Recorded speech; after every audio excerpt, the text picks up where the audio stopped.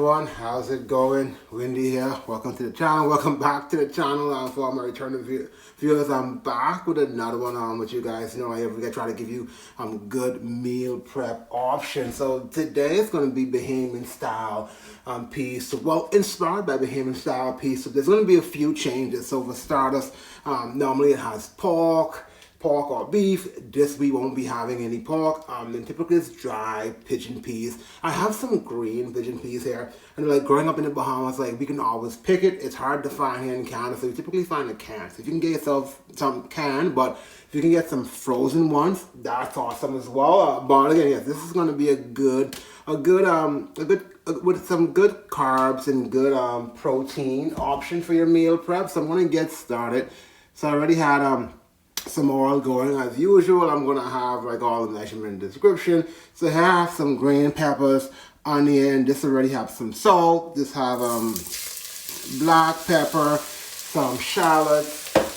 Sorry, make some garlic. So just to get started with it, I'm just gonna stir this up until it gets a bit golden. So I'm gonna do this for about 3 minutes, and then we're gonna add our tomato paste, and we're gonna add some tofu to this. Yeah, so about 2 minutes in with our onions and green sweet pepper.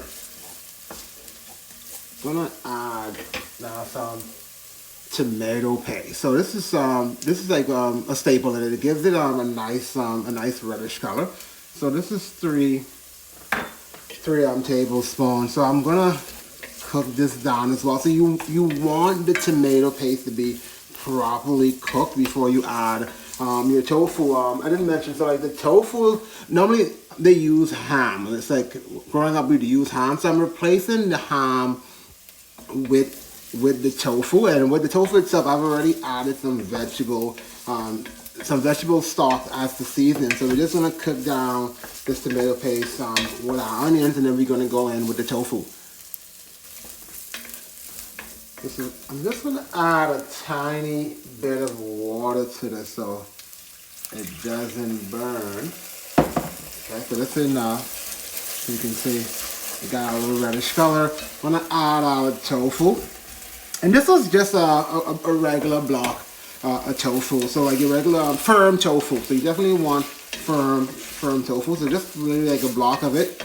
Then I just to replace this ham, and then the vegetable stock just to add more seasoning to it, because typically like ham and pork, which like traditional Bahamian pizza was made with, it's already very salty, which adds a lot to the flavor. But with this one, since we're using the tofu, so I went with the vegetable stock. If you have this regular all-purpose seasoning, you can go with that as well. You would just go with 1 teaspoon, or based on your taste buds. So I don't want this to be too salty. So just gonna leave this in for 1 minute, and then we're gonna go in with our green peas. Yeah, so we're stirring in our pigeon peas. Stir that in. So I won't leave this too long in because there's no meat in this, so the cook time is not as long. So I'm gonna start this off with 2 cups of water, a can of coconut milk. So I love the cool orange one. It's like a bit thick, very creamy. Just gonna add some additional sweetness to it. So if you don't have coconut milk, you're gonna put 4 cups of water. But with this, especially in this case where like there's no meat, because normally we'd use the broth from the meat to add to the soup. So the coconut milk adds more flavor. So this here, I'm gonna cook this. You're gonna put this in for 15 minutes. I'm gonna cover this up. This is medium. So what we're gonna do now is gonna jump into this station. I'm gonna be working on my dumplings. Now, like I know like a lot of people have sensitivity for gluten. You can skip that step, or you can use oat flour. Me, I'm using some whole wheat flour.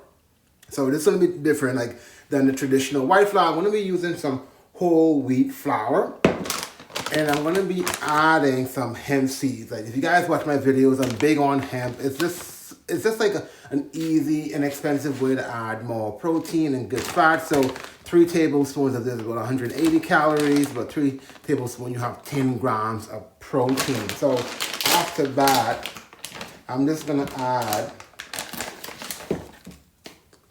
3 of these here. You know what? Just to add more protein, just gonna add some more to this. And then instead of water, I'm gonna be using almond milk and cashew milk. The silk brand is my favorite. So for a cup, you got about 8 grams of protein.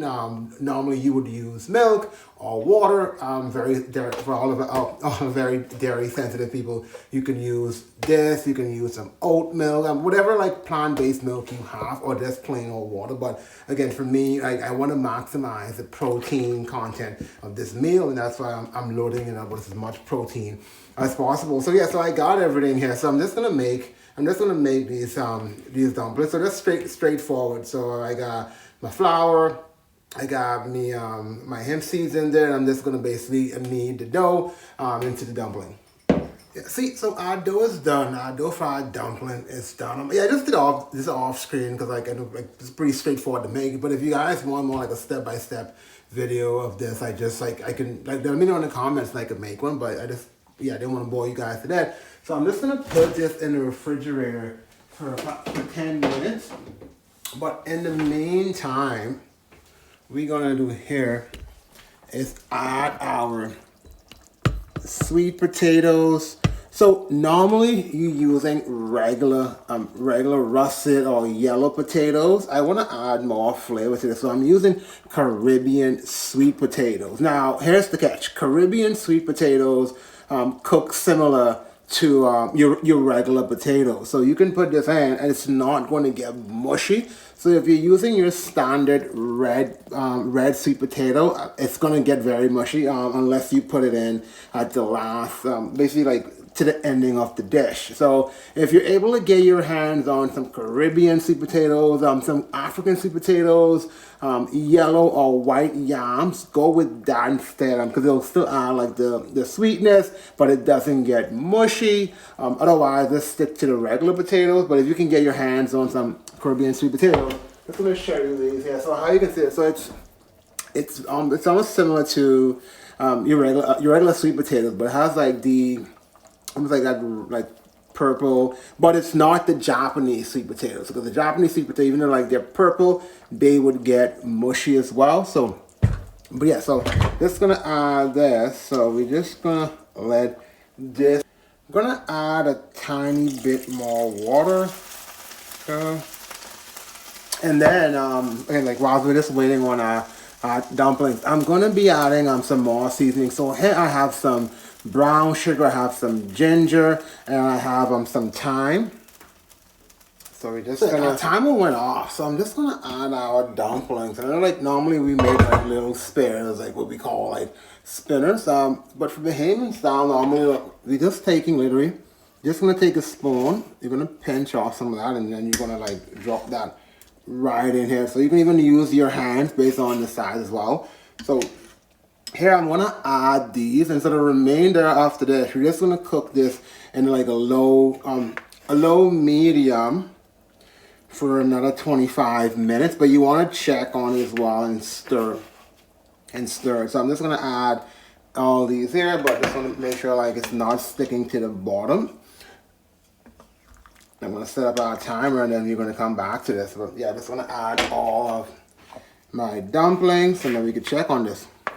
Yeah, so I got all our dumplings in there. So before I close this up though, last step, I'm gonna add some Baileys and some Scotch bonnets. As you can see, I have like about 8 cloves just poke into this. So this is gonna add some more flavor, and I got some pimento berries that I just put in there. But this is the stage as well. You want to taste it and add some salt if you want, based on your taste buds. So for me, I'm pretty good at this point. The Scotch bonnet is going to take it to add that flavor for me, take it to a new level. And the Scotch bonnet is optional for you guys that don't like heat. If you do add it. If you want to try it as well, I poked it, but I kept it shut because you don't want the seeds to get in the soup. Because once the seeds get in the soup, that's when it's a hot mess. But yeah, so we're just gonna leave this covered. Alright, so our soup is done. So it's gonna turn off the heat here. As you can see, yep.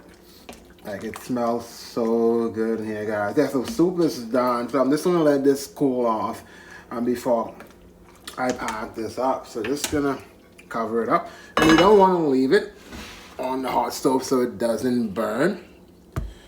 But yeah, guys, like try this one. Let me know what you think. It's a good option. Like you can eat it year round. Like it's still cold in Canada, even in spring, but I find like even in the summer, it's good as well. So like for you guys who like soup, I find like this is a great way. You can add soup to your your menu. I know like a lot of people like me, like we have like a set menu for what we eat. So I figured that's something you guys can add, make it a bit more healthier, add some more protein, some more fiber.